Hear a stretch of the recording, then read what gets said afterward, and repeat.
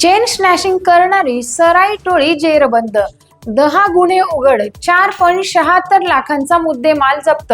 नाशिक ग्रामीण जिल्ह्यात गेल्या काही दिवसांपासून महिलांच्या गळ्यातील सोन्याचे दागिने हिसकावून पसार होणाऱ्या चेन स्नॅचिंगच्या घटनांमध्ये वाढ झाली होती.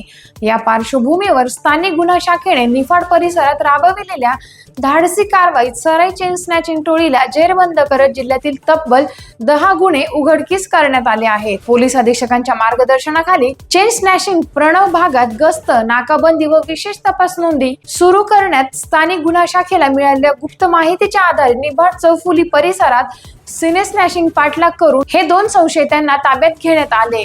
चौकशीनंतर आणखी 2 आरोपींना अटक करण्यात आलेल्यांमध्ये विशाल पोपट सांगळे राहणार सातपूर नाशिक, गणेश उर्फ कुलदीप मनोज कापसे राहणार पेठ रोड नाशिक, रोहित केशव गायकवाड राहणार भाऊनगर पिंपळगाव बसवण आणि विनय पांडुरंग उज्जैनकर राहणार अश्वमेघनगर नाशिक यांचा समावेश आहे.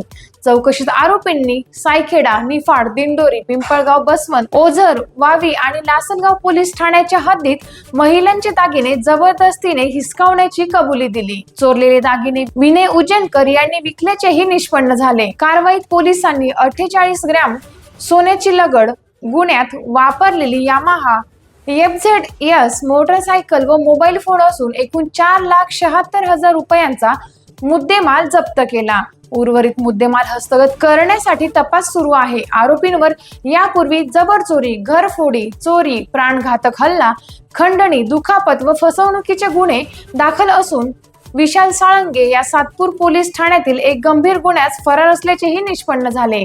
या कारवाईमुळे जिल्ह्यातील चेन स्नॅचिंगला आळा घालण्यास मदत होणार असून आणखी गुन्हे उघड होण्याची शक्यता पोलिसांनी व्यक्त केली आहे. टाइम्स ऑफ महाराष्ट्र साठी नाशिक प्रतिनिधी योगेश कर्डिले यांचा रिपोर्ट.